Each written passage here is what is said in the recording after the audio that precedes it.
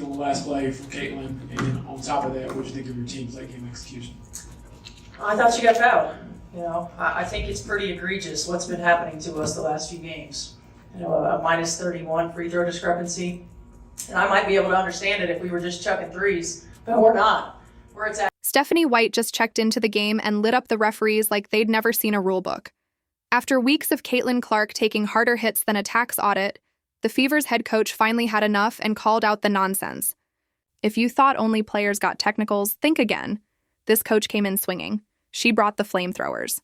Now, the WNBA's favorite punching bag might actually start getting some calls. Buckle up. The Fever just put the refs on a full-court press for accountability. This don't make no sense, man. This don't make no sense.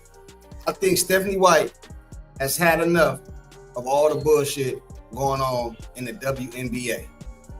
Caitlin Clark being hurt, yeah, she might be hurt, but I don't believe it's to the magnitude of what people saying. I think this is a message they sending out that we've done taking all this roughhousing and no fouls and all this BS and ain't getting no fouls. Stephanie White finally said what every Caitlin Clark fan, casual observer, and semi-conscious squirrel already knew. WNBA refs aren't officiating basketball. They're supervising gladiator matches, only blowing the whistle when Caitlin dares to breathe too hard. At this point, the Indiana Fever could swap their playbook for a pair of boxing gloves and no one would blink. What's happening on that court isn't defense. It's not even aggressive play. It's assault. Bare knuckle. Brawling with the officials' full approval. You can see after the game, Caitlin Clark and Sophie are both running up to the referee here. They are both so upset, and the referee is just walking away from them. He won't even look at them in the face. He keeps turning. Like, Sophie even went up at one point and is like tapping on his arm. He would not even look at them. You guys, I have watched so much basketball in my lifetime, so much NBA, so much professional basketball. It's comical at times when you see the players after the games talking to the refs, because a lot of them end up knowing each other at a certain point because they've reffed their game so many times. The fact that this referee wouldn't even acknowledge the players was kind of crazy to me. Like, when I saw that, I said, this is really strange, because the referee should have enough confidence in the calls that they made to at least discuss. You should be able to at least discuss something with the players, because a lot of times players will go up and be like, why did you call that? What did you see? What was going on? And there's a back and forth that's happening. This guy's literally running away from them. Let's be honest, these aren't fouls. These are full-on muggings in broad daylight with 15,000 witnesses, a camera crew, and a national ESPN broadcast. There's more contact in one Fever possession than in your last 10 family reunions. And the best part? The referees are watching it all unfold like they're high on Ambien. They're letting it slide like they get paid by the bruise. There's no pretense of fairness, no illusion of balance, no smoke and mirrors trickery. Just raw, unfiltered bias on full display for everyone to see.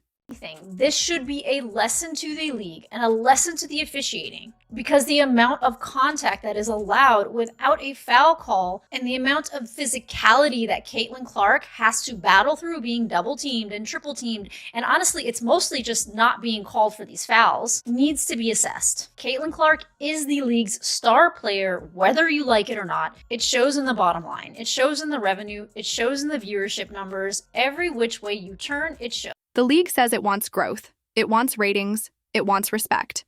And yet it lets Caitlin Clark, the most marketable rookie since LeBron James learned to dribble, get ragdolled by players who think defense means filming a WWE audition. Tape. The WNBA's response? Shrug. Toss out a vaguely feminist tweet and let the carnage roll on.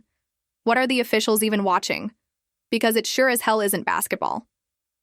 When Clark gets clotheslined going to the hoop and the ref stares straight at it like a deer in LED headlights, that's not just bad officiating, that's criminal negligence. If knives aren't allowed on the court, why are Carrington's Freddy Krueger nails anywhere near a jersey? Players are walking around with claws sharp enough to etch initials into hardwood and nobody bats an eye. Can someone double-check we're not watching Hunger Games Courtside Edition? Carrington didn't just commit a hard foul. She committed a felony with crowd approval. And the WNBA? Too busy tweeting empowerment slogans and posting sisterhood reels on Instagram to notice one of its brightest stars is getting body checked. Like she owes someone money. No fines, no ejections, no accountability. Just silence from the league office and the same tired line about, Letting players play? Letting players play? No, this is letting players pummel. This is what I'm going to say about this situation. Is the Fever players, you got to know, this is how they're going to ref your games. They're going to let Caitlin Clark be held, be hand-checked, have her arm chopped, and they're barely going to call fouls. Because of players are going to get away with what they get away with. If you allow a player to foul a player all game long, guess what? They're going to foul them all game long. Meanwhile, Stephanie White is out here torching the league and its refs like she's done babysitting. And can you blame her? She signed up to coach basketball, not to navigate a minefield of unchecked violence while the officials juggle blindfolds. She's not leading a team. She's managing real-time trauma recovery. The league has no structure. And where there's no structure, corruption grows, like mold in a forgotten lunchbox. Every bad call, or worse, every no call, plants a seed of doubt. A whisper in the back of your mind asking, is this just incompetence? Or is someone making sure the pretty white girl doesn't win too much too soon? Let's be honest. If Caitlin Clark were playing for the Las Vegas Aces, pulling in the same cash and coverage, would she be getting tackled in transition and sent home with an ice pack and a keep going tweet? This isn't just about rough play. It's about targeting, blatant, repeated, and ignored. It's about inconsistency. It's about the performative indifference of officials who look like they'd rather be anywhere else. This isn't a learning curve. It's an execution. The kind that makes fans ask themselves, why should I invest, emotionally, financially, or even with my eyeballs, in a league that won't protect its stars? Now that right there is Caitlin Clark. Caitlin Clark, that's her, out there on the basketball court, chilling, out there shooting jumpers. Y'all see that? Her jumper look wet too. Now you supposed to be hurt and chilling with your leg up, feet up. You out here shooting jumpers. So what that lead me to believe is that her injury can't be too like, is it that bad? They say it's a grade 1. Okay, cool. Even if it's a grade 1, would you be out there shooting jumpers? Caitlin Clark is at the practice arena shooting 3-pointers, man. This might just be a message that Stephanie is like, you know what? Y'all ain't gonna do nothing.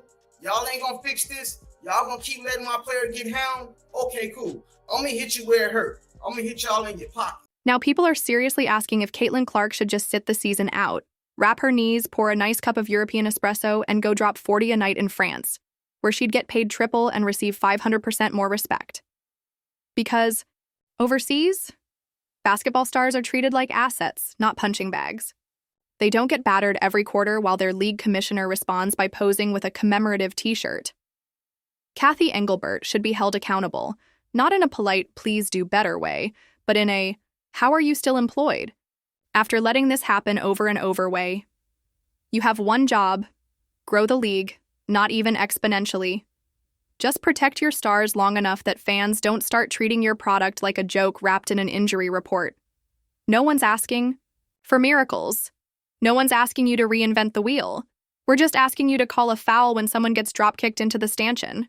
As the league star player, she should not be bullied around or ragdolled, just pushed around like she is. There is an undeniable disparity in the officiating. I mean, think about the Kobe whistle in the NBA. No one touched him without an issue. I remember Draymond Green saying if anything happened to Steph, Draymond Green would get up in a player's face. That's not to say that there shouldn't be fairness in the officiating. Yes, Caitlin Clark should be called for fouls, but the fairness is what is being disputed here, and that she is being pushed around and not being calling, and that only hurts the league. It only hurts the eyes on the league because she is the star player. Like in the Atlanta game, it almost seemed like the strategy was to just like hack them and like kind of get up in Caitlin Clark's face by like all the hand checks and things that just were not called. So hopefully this is a wake-up call to the league. But Kathy Engelbert is out here treating Caitlin Clark's body like it's expendable, a sacrifice for some warped vision of parody.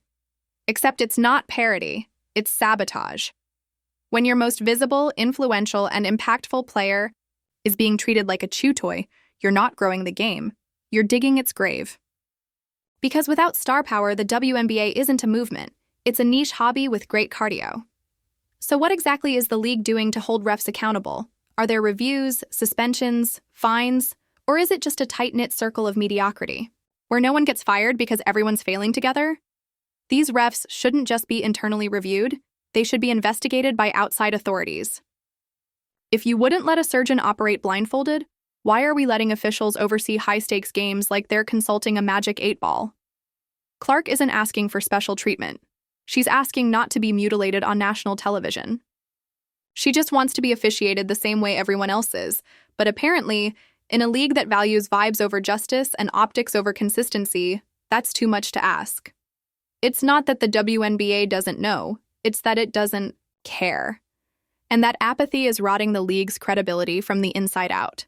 Sharing that the officiating in the WNBA became as hot button of an issue as any heated debates surrounding the league's physicality dominated the headlines, particularly when Indiana Fever star rookie Caitlin Clark was subject to several intentional. Fans see it, coaches see it, players, at least the ones with a shred of dignity, see it.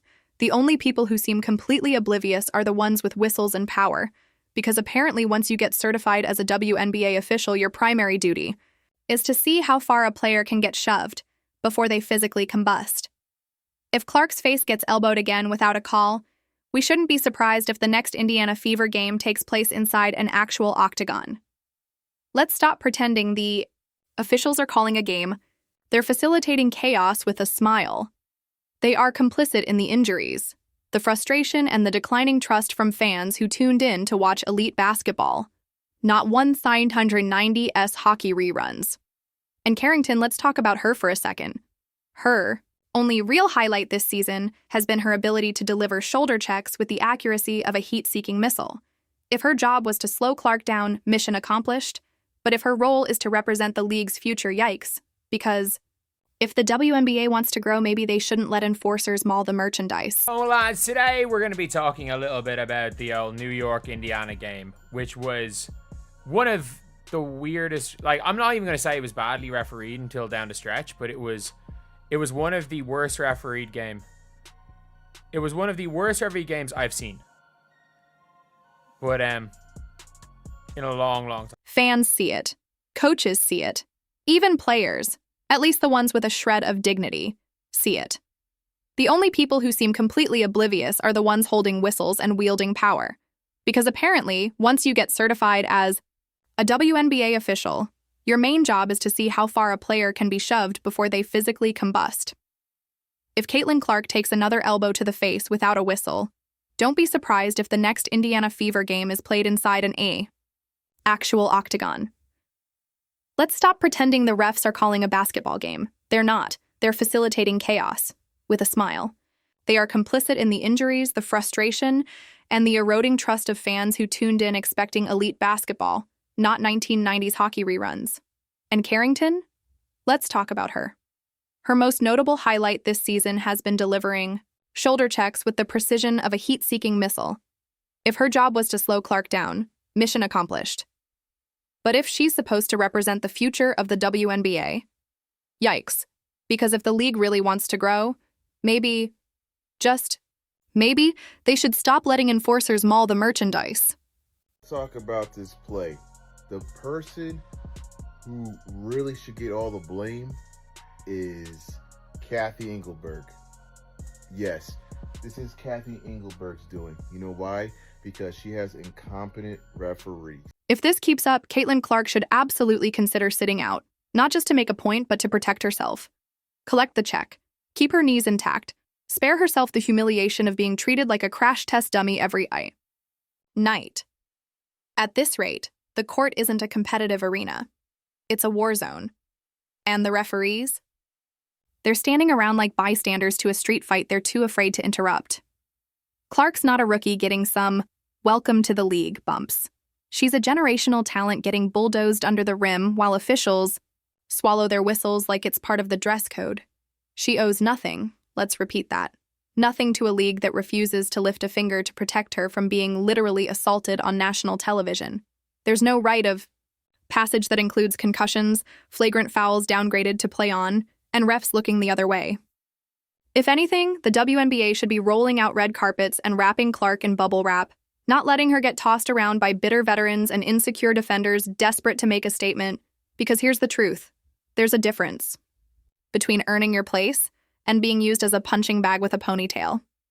I'm really convinced at this point that all the girls in the WNBA hate Caitlin Clark. She's filling seats. This is a time for y'all to be shining. Instead of fighting the young lady, shine. Go out on the court, show what you made of. But no, you know what they decide to do? They get angry. Brittany Griner made a comment talking about every time she comes around and plays them, she hears a rumbling in the stands. She couldn't understand. She didn't really understand it was people up there. Yes, because they want to pay to see basketball and not politics. Leave the race out of it. God damn, why we have to make everything... And to the referees, this isn't just about missing a call here or there. Everyone makes mistakes, we get it. But this is bigger than a few blown whistles. This is systemic, routine, eyes wide shut officiating on a national stage. It's the kind of performance that makes fans wonder if you're watching the game or rehearsing for a circus act. Either start calling the game by the actual rules or step aside and hand that whistle to someone with functioning vision and a basic sense of fairness. Because what's happening now isn't merely poor officiating. It's a full-blown abdication of responsibility, malpractice, a dereliction of duty so dangerous it's no longer laughable. Every no call when Caitlin Clark gets hit with a forearm to the chest. Every blind eye turned as she's hacked on her way to the basket. This isn't incompetence anymore. It's complicity. You're not neutral observers. You're enablers. You're sending a message to every young player with talent and heart. Play your game, but don't expect protection. Don't expect fairness, and definitely don't expect us to care. But what's being done to her right now is an absolute shame. She is by far the most important, most popular person the WNBA has ever seen in its history. And yet she's getting treated like crap every time. The numbers don't lie. Caitlin Clark is the biggest reason casual fans are tuning in. She's the magnet, the draw, the spark that could finally ignite this league. So how do you repay her? By letting her get blindsided while refs play hide and seek with their whistles. Do you really think the future of the WNBA is best served by turning your most marketable star into a cautionary tale? Because if that's the plan, congratulations, it's working. Fans aren't just upset, they're furious. They see the bias, the mistreatment, the refusal to call a fair game. And if Clark eventually says, you know what, I'm out, don't act surprised. Don't pretend you didn't see it coming. You wrote the script, WNBA. You're not growing the game.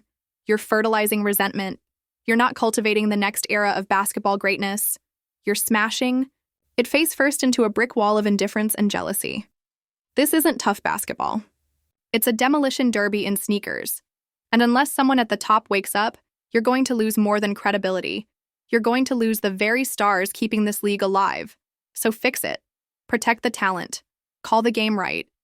Or prepare to watch everything you've built turn to dust.